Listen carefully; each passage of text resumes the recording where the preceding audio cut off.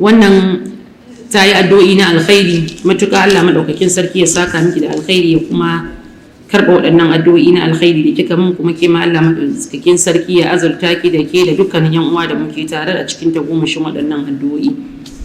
Ta ce da Allah take cewa da Allah tana so a yi tunatarwa akan shigar da mata suke yi, musamman 'yan mata, ga sallah tana tahowa, sannan da Allah ya taya mu da addu'a Allah ya ba mu mazaje na gari. Allah madaukakin sarki ya azurta ku da mazaje na kwarai, ya ba ku ikon kasancewa mataye na kwarai ga wannan mazaje na kwarai din.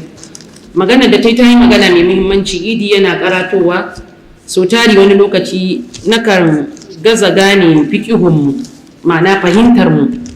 Za a yi watan Ramadana kowa zai koma zuwa ga Allah, ai ta sallah ta azumi, sallar dare masha Allah, mata aka taso sallar dare kamar yan gari gaba ɗaya kowa ya koma ga Allah. Amma ranar sallah wata in kika ganta kamar an yi musanyanta. To bari ki ji wani abu, yana daga cikin abin da malamai suke faɗa da yake nuna akwai tsoro akan anya an karɓo aikin mutum, shine zamanto ka kammala aikin da'a ka kuma biyo bayansa da sabon Allah madaukakin sarki. To a irin wannan ana ji maka tsoro, anya kuwa aikin naka ya tafi. Da haka mu ji tsoron Allah, mu kiyaye.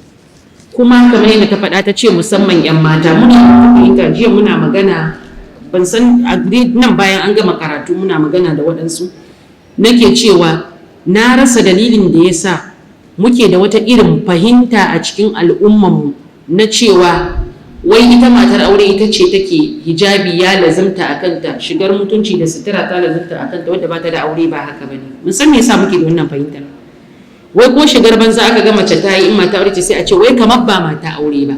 Kenan ita mata aure ita ce ake tsammanin za ta shigar mutunci da kima, wadda ba ita ba haka ba. Allah madaukakin sarki cewa ya ayyuhan nabiyyu qul li azwajika wa banatika wa nisa'il mu'minina yudnina 'alayhinna min jalabibihin وقل للمؤمنات يغضن من أبصارهن ويحفظن فروجهن ولا يبدين زينتهن إلا ما ظهر منها وليضربن بخمرهن على جيوبهن. akwai da aka ware aka ce matan aure ba, da haka mu ji tsoron Allah, mu shiga ta mutunci. Wallahi irin waɗannan abubuwa da ake na take iyakokin addini da sabawa Allah, ina ji mana tsoron zai iya kasancewa cikin abin da yake haifar mana da irin rayuwar da muke samun kanmu a ciki.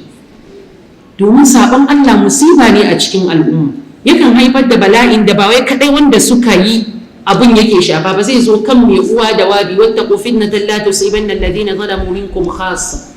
Kuma lokacin da mata suka zamanto masu bayyana tsiraici a cikin al'umma, ya zamanto ba a ijabi, ba kamewa, ba kunya, ba mutunci, daga wannan ranar al'umma ta fada cikin tashin hankali da halaka. Da haka mu ji tsoron Allah. Adan sallah da gayin sallah da kulliyar sallah duka zaki abinki a cikin gida, a tsakanin yan uwanki mata, a tsakanin muharramanki maza, amma kar ki fito da shi titi. Wannan sabon Allah ne. Allah ya shirye da mu, ya sa mu gane.